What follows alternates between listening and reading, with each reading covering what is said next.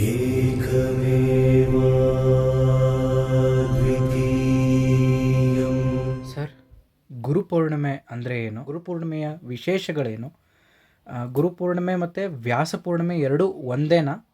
ಮತ್ತು ಈ ಗುರುಪೂರ್ಣಿಮೆಯ ಆಚರಣೆ ಬಗ್ಗೆ ವಿವರಗಳನ್ನು ತಿಳಿಸ್ಕೊಡಿ ಸರ್. ಶ್ರೀ ಗುರುಭ್ಯೋ ನಮಃ. ಗುರುರ್ಬ್ರಹ್ಮ ಗುರುರ್ವಿಷ್ಣು ಗುರುರ್ದೇವೋ ಮಹೇಶ್ವರಃ. ಗುರುಃ ಸಾಕ್ಷಾತ್ ಪರಂ ಬ್ರಹ್ಮ ತಸ್ಮೈ ಶ್ರೀ ಗುರವೇ ನಮಃ. ಸರ್ವೇಭ್ಯೋ ಋಷಿಭ್ಯೋ ನಮಃ. ಸರ್ವೇಭ್ಯೋ ಶಾಸ್ತ್ರ ಪ್ರವರ್ತಕೇಭ್ಯೋ ನಮಃ. ಬಂಧು ಮಿತ್ರರೇ, ನಮ್ಮ ಸುಧರ್ಮ SPS ಅನ್ನತಕ್ಕಂತಹ ಯೂಟ್ಯೂಬ್ ವಾಹಿನಿಯಲ್ಲಿ ಹೆಚ್ಚು ಕಮ್ಮಿ ನೀವು ಯಾವುದೇ ನಮ್ಮದು ಆಡಿಯೋ ವಿಡಿಯೋಗಳನ್ನು ನೀವು ನೋಡಿದ್ರೂ ಕೂಡ ಸಾಮಾನ್ಯವಾಗಿ ನಾನು ಪ್ರಾರಂಭ ಮಾಡ್ತಕ್ಕಂಥದ್ದೇ ಶ್ರೀ ಗುರುಭ್ಯೋ ನಮಃ ಹೇಳಿ ಗುರು ಬ್ರಹ್ಮ ಗುರು ವಿಷ್ಣುವಿಂದನೇ ಶುರು ಮಾಡಿರ್ತೇನೆ. ಯಾತಕ್ಕೆ ಹೀಗೆ ಅಂತ ನೋಡಿದಾಗ ನಾವು ಆ ಗುರು ಅನ್ನತಕ್ಕಂಥವನು ಇಲ್ಲ ಅಂದರೆ ನಮ್ಮ ಜೀವನವೇ ಗಾಢ ಅಂಧಕಾರದಲ್ಲಿ ಮುಳುಗೋಗುತ್ತೆ. ನೀವು ಎಲ್ಲಾ ಪ್ರೊಫೆಷನ್ನನ್ನು ನೋಡ್ತಾ ಇರ್ತೀರ. ಒಬ್ಬ ಲಾಯರ್ ಆಗಿರ್ಬೋದು, ಡಾಕ್ಟರ್ ಆಗಿರ್ಬೋದು, ಅಥವಾ ಒಬ್ಬ ಪುರೋಹಿತ ಆಗಿರ್ಬೋದು, ಅಥವಾ ಒಬ್ಬ ಟೈಲರ್ ಆಗಿರ್ಬೋದು, ಯಾವುದೇ ಪ್ರೊಫೆಷನ್ನು ಅವನು ಆಗಬೇಕು ಅಂದ್ರೂ ಕೂಡ ಅವನಿಗೊಬ್ಬ ಗುರು ಇರಲೇಬೇಕು. ಅವನಿಗೆ ಕಲಿಸತಕ್ಕಂತಹವನು ಒಬ್ಬ ಇರಲೇಬೇಕು. ಇವನನ್ನ ಸಾಮಾನ್ಯವಾಗಿ ನಾವು ಶಿಕ್ಷಕ ಅಂತ ಕರಿತೀವಿ. ಯಾಕೆಂದ್ರೆ ಧರ್ಮಶಾಸ್ತ್ರದಲ್ಲಿ ಟೆಕ್ನಿಕಲ್ ಟರ್ಮ್ಸ್ ತುಂಬಾ ಇದೆ, ಬೇರೆ ಬೇರೆ. ಶಿಕ್ಷಕ ಬೇರೆ, ಅಧ್ಯಾಪಕ ಬೇರೆ, ಉಪನ್ಯಾಸಕ ಬೇರೆ, ಪ್ರಾಚಾರ್ಯ ಬೇರೆ, ಗುರು ಬೇರೆ, ಆಚಾರ್ಯ ಬೇರೆ, ಹೀಗೆಲ್ಲ ಬೇರೆ ಬೇರೆ ಪದಗಳಿದೆ. ಸೊ ಎಲ್ಲವನ್ನೂ ನಾನು ಇಲ್ಲಿ ಹೇಳಕ್ ಹೋಗೋದಿಲ್ಲ. ಆದರೂ ಕೂಡ ಗುರು ಪೂರ್ಣಿಮೆ ಅನ್ನತಕ್ಕಂಥದ್ದು ಪ್ರತಿ ಸಂವತ್ಸರದ ಆಷಾಢ ಮಾಸದ ಶುಕ್ಲ ಪಕ್ಷದ ಪೂರ್ಣಿಮಾ ಅಂದರೆ ಹುಣ್ಣಿಮೆ ತಿಥಿಯಲ್ಲಿ ಬರ್ತಕ್ಕಂಥದ್ದು.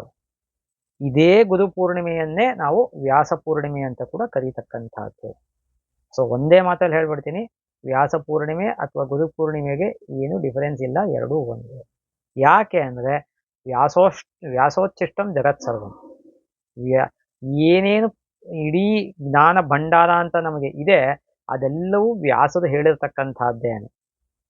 ಅದು ಏನಂತಾರೆ, ಧರ್ಮ ಆಗಲಿ, ಅರ್ಥ ಆಗಲಿ, ಕಾಮ ಆಗಲಿ, ಮೋಕ್ಷ ಆಗಲಿ, ಯದಿಹಾಸ್ತಿ ತದನ್ಯತ್ರ ಯನ್ಯಾಸ್ತಿ ನ ತತ್ಕ್ವಚಿತು ಅಂತ ಮಹಾಭಾರತದಲ್ಲಿ ಹೇಗೆ ಹೇಳುತ್ತೆ, ಧರ್ಮ ಮತ್ತಂಚ ಕಾಮಂಚ ಮೋಕ್ಷಂಚ ಭರತೋತ್ಸವ ಯದಿಹಾಸ್ತಿ ತದನ್ಯತ್ರ ಯನ್ಯಾಸ್ತಿ ನ ತತ್ಕ್ವಚಿತು. ಯಾವುದು ಇಲ್ಲಿದೆ ಅದು ಬೇರೆ ಕಡೆ ಇದೆ, ಯಾವುದು ಇಲ್ಲಿಲ್ಲ ಅದು ಬೇರೆ ಕಡೆ ಇಲ್ಲ ಅಂತ ಬಹಳ ಸ್ಪಷ್ಟವಾಗಿ ಮಹಾಭಾರತದಲ್ಲಿ ಏನು ಹೇಳುತ್ತೆ, ಹಾಗೆ ಎಲ್ಲವೂ ಕೂಡ ವ್ಯಾಸ ಉಚ್ಚಿಷ್ಟವಾದಂತಹದ್ದು. ವ್ಯಾಸರು ಹೇಳಿದ್ದಾರೆ. ಆದ್ರಿಂದ ವ್ಯಾಸರನ್ನೇ ಆಚಾರ್ಯತ್ರಯರೂ ಕೂಡ, ಶಂಕರಾಚಾರ್ಯರಾಗಲಿ, ರಾಮಾನುಜಾಚಾರ್ಯರಾಗಲಿ, ಮಧ್ವಾಚಾರ್ಯರಾಗಲಿ, ಈ ಪ್ರಸಿದ್ಧ ಆಚಾರ್ಯತ್ರಯರೂ ಕೂಡ ಪರಮ ಗುರುಗಳು ಅಂತ ಕನ್ಸಿಡರ್ ಮಾಡಿರ್ತಕ್ಕಂಥದ್ದು. ಇದನ್ನ ಬಹಳ ಸ್ಪಷ್ಟವಾಗಿ ಅರ್ಥ ಮಾಡ್ಕೋಬೇಕು. ಯಾಕೆ ಅಂದ್ರೆ ವ್ಯಾಸರು ಬೇರೆ ಯಾರೂ ಅಲ್ಲ, ಸಾಕ್ಷಾತ್ ಭಗವಂತನಾದಂತಹ ಶ್ರೀ ವಿಷ್ಣುವಿನ ಅಂಶಾವತಾರ. ಬಹಳ ಸ್ಪಷ್ಟವಾಗಿ ಅರ್ಥ ಮಾಡ್ಕೊಳ್ಳಿ. ಮಹಾವಿಷ್ಣುವಿನ ಅಂಶಾವತಾರವೇ ಭಗವಾನ್ ವೇದವ್ಯಾಸರು. ಏಕಲವ್ಯ ಹೇಗೆ ಒಂದು ದ್ರೋಣಾಚಾರ್ಯರನ್ನ ತಮ್ಮ ಗುರುಗಳು ಅಂತ ಅವರಿಗೆ ಗೊತ್ತಿಲ್ಲದಂಗೆ ಪರೋಕ್ಷವಾಗಿ ಅವರನ್ನು ಪ್ರತಿನಿತ್ಯ ಆರಾಧನೆ ಮಾಡ್ತಿದ್ದ, ಪೂಜಿಸ್ತಿದ್ದ, ಭಜಿಸ್ತಿದ್ದ, ಗುರು ಅಂತ ಕನ್ಸಿಡರ್ ಮಾಡಿದ್ದ, ಅದೇ ರೀತಿಯಲ್ಲಿ ನಾನು ಕೂಡ ನನ್ನ ಆದ್ಯ ಗುರು, ಮೊದಲನೇ ಗುರುವಾಗಿ ಶಾಸ್ತ್ರ ಭಾಗಗಳಿಗೆ ಶ್ರೀ ವೇದವ್ಯಾಸರನ್ನೇ, ಭಗವಾನ್ ವೇದವ್ಯಾಸರನ್ನೇ ಕನ್ಸಿಡರ್ ಮಾಡಿರ್ತಕ್ಕಂಥದ್ದು. ಹಾಗಾಗಿ ಯಾಕೆ ಅಂದರೆ ಈ ವೇದವ್ಯಾಸ ಬರೆದಿರ್ತಕ್ಕಂತಹ 18+1 19 ಪುರಾಣಗಳನ್ನು ಕೂಡ ಅಧ್ಯಯನ ಮಾಡಿದ್ದೀನಿ. ಇಡೀ ಮಹಾಭಾರತವನ್ನ ಸುಮಾರು ವರ್ಷಗಳ ಕಾಲ ರಿಸರ್ಚ್ ಲೆವೆಲ್ಗೆ ಅಧ್ಯಯನ ಮಾಡಿ ಬರೆದಿಟ್ಟಿದ್ದೀನಿ. ಅದೇ ರೀತಿಯಲ್ಲಿ ನಾವು ಈ ಬ್ರಹ್ಮಸೂತ್ರಗಳನ್ನ ಅಧ್ಯಯನ ಮಾಡ್ತಾ ಇದ್ದೀನಿ. ಹೀಗೆ ಈ ಎಲ್ಲವನ್ನೂ ಕೊಡುಗೆಯಾಗಿ ಕೊಟ್ಟಿರ್ತಕ್ಕಂಥವ್ರು ನಾವು ಪ್ರಸ್ಥಾನತ್ರಯ ಅಂತ ಕರಿತೀವಿ. ನಾವು ಈ ಶಂಕರಾಚಾರ್ಯ, ರಾಮಾನುಜಾಚಾರ್ಯ, ಮಧ್ವಾಚಾರ್ಯ ಈ ಮೂರೂ ಜನಗಳು ಕೂಡ ಈ ಪ್ರಸ್ಥಾನತ್ರಯಗಳ ಮೇಲೆ, ಪ್ರಸ್ಥಾನತ್ರಯ ಅಂದ್ರೆ ಭಗವದ್ಗೀತೆ ಮತ್ತೆ ಇದು ಉಪನಿಷತ್ತುಗಳು ಮತ್ತೆ ಬ್ರಹ್ಮಸೂತ್ರ ಭಾಷ್ಯ, ಈ ಮೂರಕ್ಕೂ ಕೂಡ ಭಾಷ್ಯಗಳನ್ನು ಬರೆದಿದ್ದಾರೆ. ಹಾಗಾಗಿ ಇವೆಲ್ಲವನ್ನೂ ನಮಗೆ ಜ್ಞಾನ ಭಂಡಾರವನ್ನ, ಜ್ಞಾನ ನಿಧಿಯನ್ನ, ಜ್ಞಾನ ಸಾಗರವನ್ನ ಕೊಟ್ಟಿರ್ತಕ್ಕಂಥವರು ಪೂಜ್ಯರಾದಂತಹ ಸದಾ ಸ್ಮರಣೀಯರಾದಂತಹ ಭಗವಾನ್ ಶ್ರೀ ವೇದವ್ಯಾಸರು. ಅಂತಹ ವೇದವ್ಯಾಸರು ಜನ್ಮ ತಾಳಿದಂತಹ ಪರಮ ಪವಿತ್ರವಾದಂತಹ ದಿನ ಈ ಆಷಾಢ ಶುಕ್ಲ ಪೂರ್ಣಿಮಾ, ಅದು ಗುರುಪೂರ್ಣಿಮಾ ಅಂತ ನಾವು ಇವತ್ತು ವ್ಯವಹಾರ ಮಾಡ್ತಾ ಇರ್ತಕ್ಕಂಥದ್ದು. ಈ ವರ್ಷ ಜುಲೈ 21ನೇ ತಾರೀಕು ಭಾನುವಾರ ಬಂದಿರತಕ್ಕಂಥದ್ದು. ಆದರೆ ಗುರುಪೂರ್ಣಿಮಾ ಒಂದು ವಿಚಾರವನ್ನು ಹೇಳಬೇಕು ಅಂದರೆ, ಗುರು ಅನ್ನೋ ಶಬ್ದ ಇದೆಯಲ್ಲ ಸಂಸ್ಕೃತದಲ್ಲಿ ಬಹಳ ವಿಶೇಷವಾದಂತಹ ಪದ. ಗುಶಬ್ದಸ್ತು ಅಂಧಕಾರ ಸ್ಯಾತ್, ಋಷಬ್ದಸ್ತನ್ ನಿವಾರಕ, ಅಂಧಕಾರ ನಿರೋಧಿತ್ವಾತ್, ಗುರು ಇತ್ಯಭಿಧೀಯತೆ ಅಂತ ಶಾಸ್ತ್ರಗಳಲ್ಲಿ ನಮಗೆ ಅದಕ್ಕೆ ವ್ಯಾಖ್ಯಾನ ಸಿಗತ್ತೆ. ಗುಶಬ್ದಸ್ತು ಅಂಧಕಾರ ಸ್ಯಾತ್. ಗು ಅನ್ನೋ ಶಬ್ದಕ್ಕೆ ಜ್ಞಾನದ ಅಂಧಕಾರ, ಅಜ್ಞಾನ. ಋಷಬ್ದಸ್ತನ್ ನಿವಾರಕ. ರು ಅನ್ನೋ ಶಬ್ದಕ್ಕೆ ಆ ಅಜ್ಞಾನವನ್ನು ಹೋಗಲಾಡಿಸುವವನು ಅನ್ನೋ ಅರ್ಥ ಅದಕ್ಕೆ. ಅಂಧಕಾರ ನಿರೋಧಿತ್ವಾತ್, ಅಂಧಕಾರವನ್ನು ಹೋಗಲಾಡಿಸುವುದರಿಂದ ಗುರು ಇತ್ಯಭಿಧೀಯತೆ, ಅವನನ್ನ ಗುರು ಅಂತ ಕರಿತೀವಿ ನಾವು. ಈ ಗುರುಗಳು, ನಮ್ಮ ಪರಮ ಗುರುಗಳು ಆಗಿರ್ತಕ್ಕಂತಹ ವೇದವ್ಯಾಸರು ಏನನ್ನ ಮಾಡಿದ್ರು? ಅವರು ಕೃಷ್ಣದ್ವೀಪ ಅನ್ನೋದೊಳಗೆ ಹುಟ್ಟಿದ್ದರಿಂದ ಅವ್ರಿಗೆ ದ್ವೈಪಾಯನ ಅನ್ನೋ ಹೆಸರು ಬಂತು. ಆಮೇಲೆ ವೇದಗಳನ್ನ, ಒಂದೇ ಆಗಿದ್ದಂತಹ ವೇದ ರಾಶಿಯನ್ನ, ವೇದಗಳ ಬಗ್ಗೆನೇ ಎಕ್ಸ್ಕ್ಲೂಸಿವ್ ಆಗಿ ಕೆಲವೇ ದಿನಗಳಲ್ಲಿ ಇನ್ನೊಂದು ಯೂಟ್ಯೂಬಲ್ಲಿ ಮಾಡ್ತೀನಿ. ಯಾಕೆಂದ್ರೆ ಕೆಲವು ಜನಗಳು ಕೇಳಿದರೆ ವೇದಗಳ ಬಗ್ಗೆ ಒಂದು ಸ್ವಲ್ಪ ಸ್ಥೂಲವಾದಂತಹ ಪರಿಚಯ ಕೊಡಿ ಅಂತ. ಅದನ್ನ ಮುಂದಿನ ದಿನಗಳಲ್ಲಿ ಮಾಡ್ತೀನಿ ನಾನು. ಒಂದೇ ಆಗಿದ್ದಂತಹ ವೇದವನ್ನ ಸಂಹಿತ, ಬ್ರಾಹ್ಮಣ, ಆರಣ್ಯಕ, ಉಪನಿಷತ್ತು ಅಂತ ಒಂದು ವಿಭಾಗ, ಇನ್ನೊಂದು ವಿಭಾಗದಲ್ಲಿ ಋಗ್ವೇದ, ಯಜುರ್ವೇದ, ಸಾಮವೇದ, ಅಥರ್ವಣ ವೇದ ಅಂತ ಮಾಡಿ, ಇದನ್ನ ನಮಗೆ ಓದುಗರಿಗೆ, ಮುಂದಿನ ಜನಾಂಗಕ್ಕೆ, ಪೀಳಿಗೆಗೆ ಅನುಕೂಲವಾಗುವ ರೀತಿಯಲ್ಲಿ ವಿಭಾಗವನ್ನ ಮಾಡಿದ್ರಿಂದ ಅವರಿಗೆ ವೇದವ್ಯಾಸ. ವೇದಗಳನ್ನ ವ್ಯಾಸ ಅಂದ್ರೆ ಟು ಸಪರೇಟ್, ಟು ಬೈಫರ್ಕೇಟ್ ಅನ್ನೋ ಅರ್ಥ. ಒಂದೊಂದನ್ನು ಕೆಲವು ಆಧಾರಗಳ ಮೇಲೆ ಅವರು ಬೇರೆ ಬೇರೆ ಮಾಡಿದ್ದಾರೆ. ಅದಕ್ಕೇನೆ ಅವರಿಗೆ ವೇದವ್ಯಾಸರು ಅಂತ ಬಂದಿರತಕ್ಕಂತಹದ್ದು. ಅಂತಹ ವೇದವ್ಯಾಸರು ಕೊಟ್ಟಿರ್ತಕ್ಕಂತಹ ಪರಮ ಪವಿತ್ರವಾದಂತಹ ವೇದ ರಾಶಿ. ವೇದ ಅನ್ನೋ ಶಬ್ದಕ್ಕೆ ಬೇರೆ ಏನೂ ಅರ್ಥ ಅಲ್ಲ, ಜ್ಞಾನ ಅನ್ನೋ ಅರ್ಥ. ವಿದು ಜ್ಞಾನೆ ಧಾತು, ಅದು ವಿದು ಧಾತು, ಜ್ಞಾನ ಅನ್ನೋ ಅರ್ಥ ಅದಕ್ಕೆ. ಹಾಗಾಗಿ ಈ ಜ್ಞಾನವನ್ನ ವೇದಗಳಿಂದನೇ ನಾವು ಎಲ್ಲದಕ್ಕೂ, ಸರ್ವತ್ರ ವೇದ ಸ್ವತಂತ್ರಂ ಪ್ರಮಾಣಂ ಇತರೌತು ವೇದ ಮೂಲಕತೆಯ ಅಂತ ಶಾಸ್ತ್ರಗಳಲ್ಲಿ ಹೇಳುತ್ತೆ. ಎಲ್ಲ ಕಡೆನೂ ಕೂಡ ವೇದಕ್ಕೆ ಸ್ವತಂತ್ರ ಪ್ರಮಾಣತೆ ಇದೆ. ಅದಕ್ಕೆ ಇನ್ನೊಂದು ಪ್ರಮಾಣ ಅನ್ನೋದು ಬೇಕಾಗಿಲ್ಲ. ಹೇಗೆ ಒಂದು ಪರಮ ಪವಿತ್ರವಾದಂತಹ ಬೆಳಕನ್ನು ನೋಡೋದಕ್ಕೆ, ಅಂದ್ರೆ ಪರಂಜ್ಯೋತಿಯನ್ನು ನೋಡೋದಕ್ಕೆ ಇನ್ನೊಂದು ಜ್ಯೋತಿಯ ಅವಶ್ಯಕತೆ ಇಲ್ವೋ, ಹಾಗೆ ವೇದವನ್ನ ನಾವು ಪ್ರಮಾಣ ಅಂತ ಸ್ವೀಕಾರ ಮಾಡೋದಕ್ಕೆ, ಒಪ್ಕೊಳ್ಳೋದಕ್ಕೆ ಇನ್ನೊಂದು ಪ್ರಮಾಣದ ಅವಶ್ಯಕತೆ ಇಲ್ಲ. ಸರ್ವತ್ರ ವೇದ ಸ್ವತಂತ್ರಂ ಪ್ರಮಾಣಂ ಇತರೌತು ವೇದ ಮೂಲಕತೆಯ ಪ್ರತ್ಯಕ್ಷೇಣ ಅನುಮಿತ್ಯಾವ ಯಸ್ತೂಪಾಯೋ ನ ವಿದ್ಯತೆ ಅಥವಾ ನ ಬುದ್ಧ್ಯತೆ ಅಂತ ಪಾಠಾಂತರ ಇದೆ. ಏನಂ ವಿಂದತಿ ವೇದೇನ ತಸ್ಮಾದ್ ವೇದಸ್ಯ ವೇದತ. ಯಾವುದನ್ನ ಪ್ರತ್ಯಕ್ಷ ಅಥವಾ ಅನುಮಾನದಿಂದ, ಪ್ರಮಾಣಗಳಿಂದ ನಾವು ತಿಳ್ಕೊಳ್ಳೋದಕ್ಕೆ ಸಾಧ್ಯ ಇಲ್ವೋ ಅದನ್ನ ಶಬ್ದ ಪ್ರಮಾಣ ಅಂದರೆ ವೇದದಿಂದ ತಿಳ್ಕೋಬೇಕು. ಅದಕ್ಕೋಸ್ಕರನೇ ಎಲ್ಲ ಕಡೆ ಶ್ರುತಿ ವಿರುದ್ಧ ಸ್ಮೃತಿ ಅಪ್ರಮಾಣಂ ಅಂತ ಒಂದು ಧರ್ಮಸೂತ್ರ ಇದೆ. ಶ್ರುತಿಗೆ ವಿರುದ್ಧವಾದಂತಹ ಸ್ಮೃತಿ, ಯಾವುದೇ ಋಷಿಗಳು ಬರೆದಿರ್ತಕ್ಕಂತಹದನ್ನ ಸ್ಮೃತಿಗಳು ಅಂತೀವಿ. ಆ ಸ್ಮೃತಿಗಳು ಕೂಡ ಶ್ರುತಿಗೆ ವಿರುದ್ಧವಾಗಿತ್ತು ಅಂದ್ರೆ ಅದು ಪ್ರಮಾಣ ಆಗೋದಿಲ್ಲ. ಎಲ್ಲ ಶಾಸ್ತ್ರಗಳಿಗೂ ಕೂಡ ಮೂಲ ಯಾವುದು ಅಂದ್ರೆ ವೇದ. ಅದಕ್ಕೆ ಮೂಲ ಯಾವುದು ಅಂದ್ರೆ ನಮ್ಮಲ್ಲಿ ಶಾಸ್ತ್ರಗಳಲ್ಲೇ ಹೇಳಿರೋ ರೀತಿಯಲ್ಲಿ ಅಹಿಂಸೆ, ನೀತಿ, ನ್ಯಾಯ, ಧರ್ಮ. ಬಹಳ ಸ್ಪಷ್ಟವಾಗಿ ಅರ್ಥ ಮಾಡ್ಕೊಳ್ಳಿ. ನಮ್ಮ ಸನಾತನ ಧರ್ಮದ ಮೇಲೆ, ಅಹಿಂಸೆಯನ್ನೇ ಪರಮ ಗುರಿಯಾಗಿ ಇಟ್ಕೊಂಡಿರ್ತಕ್ಕಂತಹ ಸನಾತನ ಧರ್ಮದ ಮೇಲೆ ಅನೇಕ ಜನ ಗೂಬೆ ಕುಡಿಸೋದಕ್ಕೆ ನೋಡ್ತಾರೆ. ಆದರೆ ಸನಾತನ ಧರ್ಮ ಎಷ್ಟೇ ಮತಾಂಧರ ದಾಳಿಗೆ ತುತ್ತು ಆಗಿದ್ದರೂ ಕೂಡ ಸಾವಿರಾರು ವರ್ಷಗಳಿಂದ ಇವತ್ತಿಗೂ ಉಳ್ಕೊಂಡು ಬಂದಿರೋದಕ್ಕೆ ಅದರಲ್ಲಿ ಇರತಕ್ಕಂತಹ ಸತ್ವವೇ ಕಾರಣ. The best example I can give you in the history ಅಂದ್ರೆ, ಅಲೆಕ್ಸಾಂಡರು ತನ್ನ ಗುರುವಾದಂತಹ ಅರಿಸ್ಟಾಟಲ್ನ ಕೇಳ್ತಾನೆ ಒಂದ್ಸತಿ, ನಾನು ಭಾರತವನ್ನ ದಂಡಯಾತ್ರೆ ಮಾಡೋದಕ್ಕೆ ಹೊರಡ್ತಾ ಇದ್ದೀನಿ, ನಿಮಗೇನಾದರೂ ಬೇಕಾಗೋದುಗಳಿಗೆ ಗಿಫ್ಟ್ ಆಗಿ ಅಂತ. ಒಂದೇ ಮಾತು ಹೇಳ್ತಾನೆ ಅವಾಗ ಅವನ ಗುರು, ಭಾರತದಲ್ಲಿ ಬಹಳ ದೊಡ್ಡ ದೊಡ್ಡ ದಾರ್ಶನಿಕರು, ಫಿಲಾಸಫರ್ಸ್ ಇದ್ದಾರೆ, ಆ ಫಿಲಾಸಫರ್ಸ್ನ ಕರ್ಕೊಂಬ, ಅವರಿಂದ ನಾನು ಒಂದಷ್ಟು ಜ್ಞಾನವನ್ನು ಪಡಿಬೇಕು ಅಂತ ಬಯಸ್ತಾ ಇದ್ದೀನಿ ಅಂತ. ಇದು ನಮ್ಮ ಸನಾತನ ಧರ್ಮದ, ಹಿಂದೂ ಧರ್ಮದ ಒಂದು ಯೋಗ್ಯತೆ ಅನ್ನೋದು. ಇಲ್ಲ ಅಂದರೆ ಇಷ್ಟೊಂದು ದಾಳಿಗಳನ್ನೆಲ್ಲ ಕಂಡು ಕೂಡ ಹೀಗೆಲ್ಲ ಬದುಕೋದಕ್ಕೆ ಯಾವುದೇ ಒಂದು ಧರ್ಮಕ್ಕೂ ಸಾಧ್ಯನೇ ಆಗೋದಿಲ್ಲ. ಅದು ನಮ್ಮ ಸನಾತನ ಧರ್ಮದ ಗರಿಮೆ, ಹಿರಿಮೆ, ಮಹಿಮೆ. ಹಾಗಾಗಿ ಅಂತಹ ಒಂದು ಸನಾತನ ಧರ್ಮಕ್ಕೆ ಬುನಾದಿಯಾಗಿರ್ತಕ್ಕಂತಹ, ಮೊದಲ ಬುನಾದಿಯಾಗಿರ್ತಕ್ಕಂತಹ, ಬೇರ ಆಗಿರ್ತಕ್ಕಂತಹ ವೇದಗಳನ್ನು, ಆನಂತರದಲ್ಲಿ ಸ್ಮೃತಿಗಳನ್ನು, ವೇದವ್ಯಾಸ ಸ್ಮೃತಿ ಕೂಡ ಇದೆ, ಸ್ಮೃತಿಗಳನ್ನು, ಬಹಳ ಅದ್ಭುತವಾದಂತಹ ರಚನೆ ಆಗಿರ್ತಕ್ಕಂಥ, ಇಡೀ ಪ್ರಪಂಚದಲ್ಲಿ ಅತ್ಯದ್ಭುತವಾದಂತಹ ರಚನೆ ಆಗಿರ್ತಕ್ಕಂತಹ ಶತಸಾಹಸ್ರಿ ಸಂಹಿತಾ ಅಂತ ಹೇಳತಕ್ಕಂತಹ 1,00,000 ಶ್ಲೋಕಗಳನ್ನು ಇರತಕ್ಕಂತಹ ಮಹಾಭಾರತ ಗ್ರಂಥವನ್ನ, ಹರಿವಂಶವು ಸೇರಿ 1,00,000 ಶ್ಲೋಕ ಆಗತ್ತೆ ಅದು. ಅದೇ ರೀತಿಯಲ್ಲಿ ಸುಮಾರು 4,25-4.5 ಲಕ್ಷ ಶ್ಲೋಕಗಳು ಆಗ್ತಕ್ಕಂತಹ 19 ಪುರಾಣಗಳನ್ನ, ಇಷ್ಟನ್ನೂ ಕೂಡ ಕೊಟ್ಟಿರ್ತಕ್ಕಂತಹವರು ಪರಮ ಪೂಜ್ಯರಾದಂತಹ ವೇದವ್ಯಾಸರು. ಅಂತಹ ವೇದವ್ಯಾಸರು ಹುಟ್ಟಿರ್ತಕ್ಕಂತಹದ್ದು ಇಲ್ಲಿ ನಮಗೆ ಆಷಾಢ ಶುಕ್ಲ ಪೂರ್ಣಿಮೆ ದಿನ. ಅವರು ಈ ಒಂದು ಸಂಸಾರ ಅನ್ನತಕ್ಕಂತಹ ಸಾಗರವನ್ನ ದಾಟಿ ಮೋಕ್ಷ ಅನ್ನತಕ್ಕಂತಹದ್ದನ್ನ ಒಬ್ಬ ವ್ಯಕ್ತಿ ಹೊಂದೋದಕ್ಕೆ, ಆ ಒಂದು ಸ್ಥಿತಿಯನ್ನ, ಮನಸ್ಥಿತಿಯನ್ನ ಹೊಂದೋದಕ್ಕೆ, ಪಡೆಯೋದಕ್ಕೆ ನಮಗೆ ಪರಮ ಕಾರಣರಾಗಿರ್ತಕ್ಕಂತಹವರು ವೇದವ್ಯಾಸರು. ರಾಮಾಯಣದಲ್ಲಿ ಒಂದು ಪ್ರಸಂಗ ಬರುತ್ತೆ. ರಾಮ ಕೇಳ್ತಾನೆ, ವಸಿಷ್ಠರನ್ನ ಕೇಳ್ತಾನೆ, ತಂದೆ, ತಾಯಿ ಮತ್ತೆ ಗುರು, ಈ 3 ಜನರಲ್ಲಿ ಯಾರು ಶ್ರೇಷ್ಠ ಅಂತ ಕೇಳ್ತಾನೆ. ಅವಾಗ ವಸಿಷ್ಠರು ಬಹಳ ಚೆನ್ನಾಗಿ ಹೇಳ್ತಾರೆ, ತಾಯಿಯೂ ಅಲ್ಲ, ತಂದೆನೂ ಅಲ್ಲ, ಗುರುನೇ ಬಹಳ ಶ್ರೇಷ್ಠ. ಯಾಕೆ ಅಂತ ಕೇಳ್ತಾನೆ ರಾಮ. ಅವಾಗ ಹೇಳ್ತಾರೆ ಅವರು, ತಂದೆ ಮತ್ತೆ ತಾಯಿ ಅನ್ನತಕ್ಕಂಥವ್ರು ಕೇವಲ ಜನ್ಮಕ್ಕೆ ನಿಮಿತ್ತ ಕಾರಣರು ಅಷ್ಟೇನೆ. ಆದ್ರೆ ಗುರು ಅನ್ನಿಸ್ಕೊಂಡಿರ್ತಕ್ಕಂಥವನು ಮತ್ತೆ ಹುಟ್ಟೆ ಬರದೇ ಇರೋ ರೀತಿಯಲ್ಲಿ ಕಾರಣ ಆಗ್ತಾನೆ, ಅಂದ್ರೆ ಮೋಕ್ಷಕ್ಕೆ ಕಾರಣ ಆಗ್ತಾನೆ. ಅದಕ್ಕೆ ಗುಶಬ್ದಸ್ತು ಅಂಧಕಾರ ಸ್ಯಾತ್ ಋಷಬ್ದಸ್ತ ನಿವಾರಕ ಅಂಧಕಾರ ನಿರೋಧಿತ್ವಾತ್ ಗುರು ಇತ್ಯವಿಧೀಯತೆಯನ್ನು ಹೇಳಿದ್ದು. ಈಗಿನ ಒಂದು ಏನಂತಾರೆ, ಕರೆಂಟ್ ವರ್ಲ್ಡ್, ಈ ಸದ್ಯದ ಪ್ರಪಂಚದಲ್ಲಿ ಕಂಡವ್ರಿಗೆಲ್ಲ ಗುರು ಅಂತ ಕರೆದು ಬಿಡ್ತಾರೆ, ಗುರೂಜಿ ಅಂತೆಲ್ಲ ಕರೆದು ಬಿಡ್ತಾರೆ.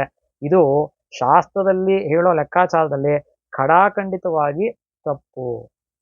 ನೀವು ಅವನಿಗೆ ಸಂಸ್ಕೃತ ಶ್ಲೋಕ ಹೇಳಕ್ ಬರಲ್ಲ, ಸಂಸ್ಕೃತ ಶ್ಲೋಕಕ್ಕೆ ಅರ್ಥ ಹೇಳಕ್ ಬರಲ್ಲ, ವೇದಾಂತ ಓದೇ ಇರಲ್ಲ, ಅವನಿಗೆ ತಗೊಂಡೋಗ್ಬಿಟ್ಟು ನೀವು ಗುರು ಅಂದ್ರೆ ಏನ್ ಪ್ರಯೋಜನ? ಇನ್ನು ಕೆಲವರಿದ್ದಾರೆ ಆಚಾರ್ಯ, ಮಹರ್ಷಿ, ಬ್ರಹ್ಮರ್ಷಿ ಅಂತೆಲ್ಲ ಇಟ್ಕೊಳ್ಳೋ ಅಂತಾರು. ಪರಮ ಪಾಪ ಅದು.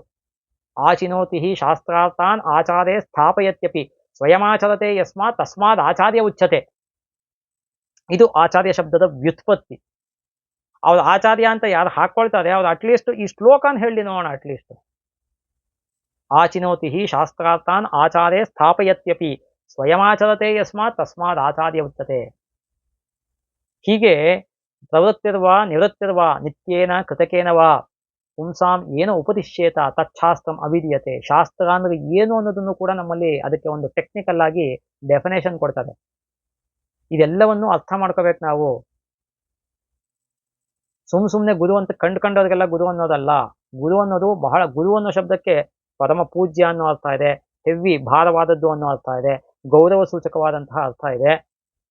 ಹೀಗೆ ಗುರು ಅಂದ್ರೇನೆ ಯಾವಾಗಲೂ ಉನ್ನತ ಸ್ಥಾನದಲ್ಲಿ ಇರ್ತಕ್ಕಂಥವನು. ಅಂತಹ ಉನ್ನತ ಸ್ಥಾನದಲ್ಲಿ ಇರ್ತಕ್ಕಂಥವನಿಗೆ 3 ಜನನ ಮಹಾಗುರು ಅಂತ ಕರೀತಾರೆ ಧರ್ಮಶಾಸ್ತ್ರದಲ್ಲಿ. ತಂದೆ, ತಾಯಿ ಮತ್ತೆ ಮೋಕ್ಷಕ್ಕಾಗಿ ಉಪದೇಶವನ್ನು ಮಾಡಿರ್ತಕ್ಕಂಥವನು, ಅವನನ್ನೇ ಗುರು ಅಂತ ಕರೀತಕ್ಕಂಥದ್ದು. ಹಾಗಾಗಿ ಯಾರು ಮೋಕ್ಷ ವಿದ್ಯೆಯನ್ನ, ಪರಮಾತ್ಮನನ್ನ ಕಾಣೋದಕ್ಕೆ ಅಥವಾ ಮೋಕ್ಷದ ಒಂದು ಸ್ಥಿತಿಯನ್ನ ತಲುಪೋದಕ್ಕೆ ಯಾವ ವಿದ್ಯೆ ನಮಗೆ ಬೇಕಾಗಿದೆಯೋ ಜ್ಞಾನ ಮಾರ್ಗದಲ್ಲಿ ಅದನ್ನ ಯಾರು ಕೊಡ್ತಾನೆ, ಕೊಡಬೇಕಾದ್ರೆ ಫಸ್ಟ್ ಅವನು ಎಕ್ಸ್ಪೀರಿಯನ್ಸ್ ಮಾಡಿರಬೇಕು. ಅವನು ಶಾಸ್ತ್ರ ಗ್ರಂಥಗಳನ್ನು, 100 ಶಾಸ್ತ್ರ ಗ್ರಂಥಗಳನ್ನು ಓದಿರಬೇಕು, ಎಕ್ಸ್ಪೀರಿಯನ್ಸ್ ಮಾಡಿರಬೇಕು. ಇದು ಹೀಗೆ ಸಮಾಧಿ ಸ್ಥಿತಿ ಅಂದ್ರೆ ಹೀಗೆ ಅಂತ ಯೋಗ ಮಾರ್ಗದಲ್ಲಿ ಹೀಗೆ ಹೇಳಿದೆ ಅನ್ನೋದನ್ನ ಹೇಳಕ್ ಬರಬೇಕು ಅವನಿಗೆ. ಅವನಿಗೆ ಬರಲ್ಲ ಅಂದ್ರೆ ನೀವು ಅವನನ್ನು ಗುರು ಅಂದ್ರೆ it is of no use. ಖಡಾಖಂಡಿತವಾಗಿ ಹೇಳ್ತೇನೆ. ಹಾಗಾಗಿ ನಿಮ್ಮ ಹತ್ರ ದುಡ್ಡಿದ್ರೆ ನೀವು ಇನ್ನೊಬ್ರಿಗೆ ಕೊಡ್ಬೋದು. ನಿಮ್ಮ ಹತ್ರನೇ ₹1 ಇಲ್ಲ, ನೀವೇನು ಇನ್ನೊಬ್ರಿಗೆ ಏನು ಕೊಡ್ತೀರಾ? ಹಾಗೆ ಅವನಲ್ಲಿ ವಿದ್ಯೆ ಇದ್ರೆ ಅವನು ಇನ್ನೊಬ್ರಿಗೆ ಕೊಡ್ಬೋದು. ಅವನಲ್ಲಿ ಏನು ಇಲ್ಲಂದ್ರೆ ಅವನು ಇನ್ನೇನು ಕೊಡ್ತಾನೆ. ಸೊ ಯಾರಿಗೆ ಮೋಕ್ಷದ ಒಂದು ಹಾದಿನಲ್ಲಿ ಹೋಗ್ತಕ್ಕಂಥವನು ಅದನ್ನ ಎಕ್ಸ್ಪೀರಿಯನ್ಸ್ ಮಾಡಿರ್ತಾನೆ. ಯಾವುದೋ ಒಂದು ಭಗವದ್ಗೀತೆನಲ್ಲಿ ಕೃಷ್ಣ ಹೇಳ್ದಂಗೆ ಎಷ್ಟೋ 100,000 ವರ್ಷಗಳಲ್ಲಿ, ಎಷ್ಟೋ ಕೋಟ್ಯಾಂತರ ದಿನಗಳಲ್ಲಿ ಯಾವುದೋ ಕಶ್ಚಿತ್ ಯತತೆ, ಯಾವುದೋ ಒಬ್ಬ ಪ್ರಯತ್ನ ಪಡ್ತಾನೆ, ಅದ್ರೊಳಗೆ ಯಾವನೋ ಒಬ್ಬ ಪಡಿತಾನೆ ಎಷ್ಟೋ 100,000 ವರ್ಷಗಳಲ್ಲಿ ಅಂತ. ಸುಮ್ಮನೆ ಎಲ್ಲರೂ ಅಲ್ಲ. ಇವತ್ತು ನೀವು ಅನ್ಕೊಂಡಿರ್ತಕ್ಕಂತಹ ದಿ ಸೋ ಕಾಲ್ಡ್ ನಿಯೋ ಗುರುಸ್ ಅಂತ ಯಾರ್ಯಾರೋ ಇದಾರಲ್ಲ, ನಾನು ಯಾರ ಹೆಸರು ಹೇಳಕ್ ಹೋಗೋದಿಲ್ಲ, ನಿಮಗೆ ಎಲ್ಲ ಗೊತ್ತಾಗತ್ತೆ, ನೀವೆಲ್ಲ ತುಂಬಾ ಬುದ್ಧಿವಂತರು. ಹಾಗಾಗಿ ದ ಸೋ ಕಾಲ್ಡ್ ನಿಯೋ ಗುರುಸ್ ಆಗಲಿ ಅಥವಾ ಯಾವುದೇ ಇವತ್ತಿನ ಕಡಾಖಂಡಿತವಾಗಿ ಹೇಳ್ಬೇಕು ಅಂದ್ರೆ ಮಠಾಧಿಪತಿಗಳೇ ಆಗಲಿ ತಗೊಳ್ಳಿ, ಮಠಾಧಿಪತಿಗಳಿಗೆ ಎಷ್ಟರ ಮಟ್ಟಿಗೆ ಶಾಸ್ತ್ರ ಪಾಂಡಿತ್ಯ, ಸಂಸ್ಕೃತ ಪಾಂಡಿತ್ಯ, ಆಧ್ಯಾತ್ಮಿಕ ಪಾಂಡಿತ್ಯ ಇದೆ. ಮತ್ತೆ ಮಠಾಧಿಪತಿಗಳ ಮೂಲ ಕರ್ತವ್ಯ ಏನು ಅಂದ್ರೆ ಧರ್ಮ ಪ್ರಚಾರ ಮಾಡ್ತಕ್ಕಂಥದ್ದು, ಶಾಸ್ತ್ರ ಪ್ರಚಾರ ಮಾಡ್ತಕ್ಕಂಥದ್ದು, ಜ್ಞಾನ ಪ್ರಚಾರ ಮಾಡ್ತಕ್ಕಂಥದ್ದು.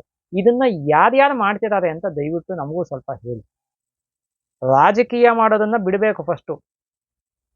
ನಾನು ಅದ್ರ ಬಗ್ಗೆ ಹೆಚ್ಚಿಗೆ ಬರೋದಿಲ್ಲ, ಯಾಕೆಂದ್ರೆ ಅದಕ್ಕೆ ಬಂದ್ರೆ ಮಡಿವಂತಿಕೆ ಹಾಳಾಗೋದು ನಂದು. ಅದಕ್ಕೋಸ್ಕರನೇ ನೀವು ಅದನ್ನ ಅರ್ಥ ಮಾಡ್ಕೊಳ್ತೀರಾ ಅಂತ ಅನ್ಕೊಂಡು ಇಷ್ಟಕ್ಕೆ ನಿಲ್ಲಿಸ್ತೀನಿ ಅದನ್ನ ನಾನು. ಹಾಗಾಗಿ ಕರೆಕ್ಟಾಗಿ ಅರ್ಥ ಮಾಡ್ಕೊಳ್ಳಿ. ಮೋಕ್ಷಕ್ಕೋಸ್ಕರ ಯಾರು ಯಾವಾಗ್ಲೂ ಪ್ರಯತ್ನ ಪಡ್ತಾ ಇರ್ತಾರೆ, ಯತಿ ಅನ್ನೋ ಶಬ್ದ ಅಲ್ಲೇ ಹಾಗೆ ಬಂದಿದೆ, ಯತಿ ಪ್ರಯತ್ನ ಧಾತು.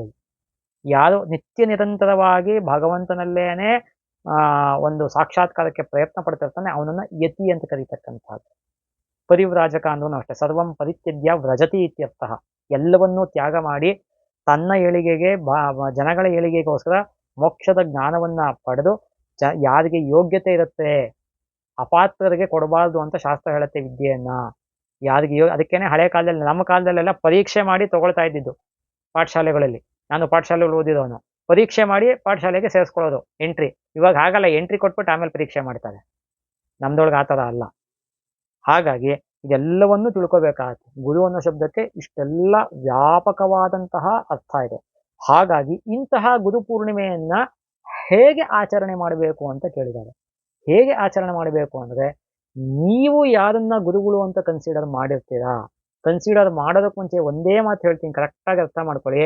ಯಾರು ಏನು ಹೇಳಿದ್ರು ಒಪ್ಕೊಳ್ಳಿ. ಸರಿಯಾದ ತಾರ್ಕಿಕವಾದಂತಹ ನೀತಿಶಾಸ್ತ್ರಕ್ಕೆ ಒಗ್ಗುವಂತಹ ಶಾಸ್ತ್ರ ಪ್ರಮಾಣಗಳನ್ನ ಕೊಟ್ಟರೆ ಮಾತ್ರ ಅವರನ್ನ ಗುರು ಅಂತ ಬಹುಶಃ ಕನ್ಸಿಡರ್ ಮಾಡಬಹುದು. ಇಲ್ಲ ಅಂದ್ರೆ ಪಕ್ಕಕ್ಕೆ ತಳ್ಬೇಕು. ಸ್ಪಷ್ಟವಾಗಿ ಖಡಾಖಂಡಿತವಾಗಿ ಹೇಳ್ಬಿಡ್ತೇನೆ. ನೀವು ಏನನ್ನೇ ಕೇಳಿ ಶಾಸ್ತ್ರಕ್ಕೆ ಸಂಬಂಧಪಟ್ಟಿದ್ದು, ಹೇಳುವಂತಹ ಯೋಗ್ಯತೆ ಇರಬೇಕು ಅವನಿಗೆ. ಯೋಗ್ಯತೆನೇ ಇಲ್ಲ ಅಂದ್ರೆ ಡಿಸರ್ವ್ ಫಸ್ಟ್ ದೆನ್ ಡಿಸೈರ್ ಅಂತ ಇಂಗ್ಲೀಷ್ನಲ್ಲಿ ಒಂದು ಪ್ರಾವರ್ಬ್ ಇದೆ. ಫಸ್ಟ್ ಯೋಗ್ಯತೆ ಸಂಪಾದನೆ ಮಾಡು, ಆಮೇಲೆ ಆಸೆ ಪಡುವಂತ. ನಿಮಗೆ ಬೆನ್ಸ್ ಕಾರ್ ತಗೊಳಕ್ಕೆ, ಮಾರುತಿ ಕಾರ್ ತಗೊಳಕ್ಕೆ ಯೋಗ್ಯತೆ ಇಲ್ಲ, ಬೆನ್ಸ್ ಕಾರ್ ತಗೋಬೇಕು ಅಂತ ಆಸೆ ಪಟ್ರೆ ತಪ್ಪಾಗತ್ತದು, ಇಲ್ಲಾಜಿಕಲ್ ಆಗತ್ತೆ. ಹಾಗೆ ಗುರು ಆದವನು ಕೂಡ ಅಷ್ಟೇನೆ. ಯಾರು ಗುರು ಅಂತ ತಮ್ಮನ್ನು ತಾವು ಬಿಂಬಿಸ್ಕೊಳಕ್ ಹೋಗ್ತಾರೆ, ನಿಮಗೆ ಏನು ಅನುಭವ ಆಗಿದೆ, ನಿಮಗೆ ಶಾಸ್ತ್ರ ಪಾಂಡಿತ್ಯ ಎಷ್ಟಿದೆ, ನಿಮಗೆ ಶಾಸ್ತ್ರ ಪಾಂಡಿತ್ಯ ಇದೆಯಾ ಇಲ್ವಾ ಅದನ್ನು ಪರೀಕ್ಷೆ ಮಾಡಿ. ಪ್ರಾಕ್ಟಿಕಲ್ ಆಗಿ ಅವರು ಆ ಥರ ಇದಾರಾ. ಪ್ರೀಚ್ ವಾಟ್ ಯು ಪ್ರಾಕ್ಟೀಸ್ ಅಂತ ಇಂಗ್ಲೀಷ್ನಲ್ಲಿ ಇನ್ನೊಂದು ಪ್ರಾವರ್ಬ್ ಇದೆ. ನೀನು ಏನನ್ನು ಪ್ರಾಕ್ಟೀಸ್ ಮಾಡ್ತೀಯ ಅದನ್ನು ಇನ್ನೊಬ್ಬರಿಗೆ ಉಪದೇಶ ಮಾಡು ಅಂತ. ತಾನು ಕಳ್ಳ ಪರ ನಮ್ಮನ್ನ ಥರ ಆಗಬಾರ್ದು. ಇವರೇ ಪ್ರಾಕ್ಟೀಸ್ ಮಾಡಿದ್ರೆ ಸುಮ್ಮನೆ ಬೇರೆಯವ್ರಿಗೆ ಉಪದೇಶ ಮಾಡೋ ಆಗಬಾರ್ದು. ಅದಕ್ಕೋಸ್ಕರನೇ ಪ್ರತಿಯೊಂದು ಕೂಡ ನೀವು ಗುರು ಅಂತ ಕನ್ಸಿಡರ್ ಮಾಡಬೇಕಾದ್ರೆ ನಾನಾ ರೀತಿಯಲ್ಲಿ ಪರೀಕ್ಷೆ ಮಾಡಿ, ಆಗಾಗ ಪರೀಕ್ಷೆ ಮಾಡಿ, ಯಾವಾಗಲೂ ಪರೀಕ್ಷೆ ಮಾಡಿ. ನಹಿ ಸರ್ವಂ ಜಾನಾತಿ ಸರ್ವಜ್ಞೋ ನಾಸ್ತಿ ಕಷ್ಟನ ಅಂತ ಚಾಣಕ್ಯ ಹೇಳ್ತಾನೆ. ಎಲ್ಲವನ್ನೂ ಎಲ್ಲರೂ ತಿಳ್ಕೊಳಕ್ ಸಾಧ್ಯನೇ ಇಲ್ಲ. ಪ್ರಪಂಚದಲ್ಲಿ ಯಾರೂ ಕೂಡ ಸರ್ವಜ್ಞರಾಗೋದಕ್ಕೆ ಸಾಧ್ಯ ಇಲ್ಲ. ಆದರೂ ಕೂಡ ಎಷ್ಟರ ಮಟ್ಟಿಗೆ ಆ ವ್ಯಕ್ತಿ ಧಾರ್ಮಿಕ, ಅದು ಬಹಳ ಇಂಪಾರ್ಟೆಂಟ್. ಎಲ್ಲದಕ್ಕಿಂತ ಮುಂಚೆ ಅಹಿಂಸೆ ಅನ್ನತಕ್ಕಂತಹದ್ದು, ಸತ್ಯ ಅನ್ನತಕ್ಕಂತಹದ್ದು, ನ್ಯಾಯ ಧರ್ಮ ಅನ್ನತಕ್ಕಂತಹದ್ದು ಅವನಲ್ಲಿ ರಕ್ತಗತವಾಗಿ ಬೇರೆದಿರ್ಬೇಕು ಗುರುವಾದವನಲ್ಲಿ. ಇದನ್ನ ಕರೆಕ್ಟಾಗಿ ಅರ್ಥ ಮಾಡ್ಕೊಳ್ಳಿ. ಅಂತಹ ಗುರು ನಿಮಗೆ ಯಾರೇ ಸಿಕ್ಕಿದ್ರು ಕೂಡ ಅವರಿಗೆ ನೀವು ಪಾದ ಪೂಜೆ ಮಾಡಬೇಕು ಅಂತ ಶಾಸ್ತ್ರ ಹೇಳುತ್ತೆ. ಯಾರು ಕೂಡ ಇವಾಗ ನೀವು ಒಂದು ಮದುವೆ ಮುಂಜಿ ನಾಮಕರಣ ಈ ಥರದ್ದೆಲ್ಲ ಮಾಡ್ಬೇಕಾದ್ರೆ ಪಾದ ಪೂಜೆ ಮಾಡಿ ಅಂತ ಕರೀತಾರೆ. ಏನಕ್ಕೆ ಸುಮ್ಮನೆ ಅದು ಆಡು ಭಾಷೆ ಆಗೋಗಿದೆ. ಅದು ಯಾರ್ಯಾರಿಗೋ ಮಾಡೋದು ಅನ್ನೋ ಅಲ್ಲ ಅರ್ಥ. ಅದು ಗುರು ಅನ್ನೋ ಶಬ್ದಕ್ಕೆ ಅದು ಅರ್ಥ ಇದೆ. ಆ ಗುರುವಿಗೆ, ತಂದೆಗೆ, ತಾಯಿಗೆ ವಿದ್ಯೆ ಅಂದ್ರೆ ಸಾ ವಿದ್ಯಾ ಯಾ ವಿಮುಕ್ತಯೇ, ಯಾವುದೋ ವಿದ್ಯೆ ಅಲ್ಲ, ಪರಾವಿದ್ಯೆ ಅಪರಾವಿದ್ಯೆ ಅಂತ ಎರಡಿದೆ ಶಾಸ್ತ್ರದಲ್ಲಿ ಉಪನಿಷತ್ ಪ್ರಕಾರ. ಪರಾವಿದ್ಯೆ ಅನ್ನೋದು ಮೋಕ್ಷಕ್ಕೋಸ್ಕರ ಇರತಕ್ಕಂಥದ್ದು, ಅದು ಬಿಟ್ಟು ಮಿಕ್ಕಿದೆಲ್ಲ ಅಪರಾವಿದ್ಯೆ. ಈ ಪರಾವಿದ್ಯೆಯನ್ನು ಯಾರು ಹೇಳ್ಕೊಡ್ತಾನೆ ಅವನು ಗುರು, ಅಪರಾವಿದ್ಯೆಯನ್ನು ಯಾರು ಹೇಳ್ಕೊಡ್ತಾನೆ ಅವನು ಅಧ್ಯಾಪಕ, ಉಪನ್ಯಾಸಕ, ಪ್ರಾಚಾರ್ಯ, ಈ ಥರ ಆಗತ್ತೆ. ಇದರ ಲೆಕ್ಕಾಚಾರಗಳು ಬೇರೆ ಬೇರೆ. ಹಾಗಾಗಿ ಈ ಒಂದು ಶ್ರೇಷ್ಠವಾದ ವಿದ್ಯೆಯನ್ನು ಯಾರನ್ನ ನಿಮಗೆ ಉಪದೇಶ ಮಾಡ್ತಾರೆ ಅಥವಾ ಯಾರನ್ನ ನೀವು ಅಂತಹ ವ್ಯಕ್ತಿನ ಫಾಲೋ ಮಾಡ್ತೀರಾ ಅಂಥವನು ಗುರು ಆಗ್ತಾನೆ. ಹಾಗಾಗಿ ಅಂತಹ ಗುರುಗಳು ಯಾರು ಸಿಗ್ತಾರೆ ಅವ್ರಿಗೆ ನೀವು ಅಂತಹ ಗುರುಗಳು ಅಕಸ್ಮಾತ್ ಅಂತ ಸಿಕ್ಲಿಲ್ಲ ಅಥವಾ ನೀವು ಯಾರನ್ನೂ ಇನ್ನೂ ಕಂಡುಕೊಂಡಿಲ್ಲ ಅಂದ್ರೂ ನಿಮ್ಗೆ ಅಟ್ಲೀಸ್ಟ್ ವಿದ್ಯೆ ಹೇಳ್ಕೊಟ್ಟಿರ್ತಕ್ಕಂತಹ, ಲೌಕಿಕ ವಿದ್ಯೆಯನ್ನು ಹೇಳ್ಕೊಟ್ಟಿರ್ತಕ್ಕಂತಹ ಗುರುಗಳೇ ಆಗಿರ್ಲಿ. ಎಷ್ಟೋ ಜನ ನಿಮ್ಮ ಗುರುಗಳು 10 ವರ್ಷ 20 ವರ್ಷ 30 40 ವರ್ಷ ಆದ್ರೂ ಗುರುಗಳಿಗೆ ಸಂಪರ್ಕ ಇರೋದಿಲ್ಲ. ಅವ್ರು ಎಲ್ಲ ನರಳುತ್ತಾ ಬಿದ್ದಿರ್ತಾರೆ. ಅಂಥವ್ರಿಗೆ ನಿಮ್ಮ ಕೈಲಾದಂತಹ ಒಂದು ಸಹಾಯವನ್ನು ಮಾಡಿ.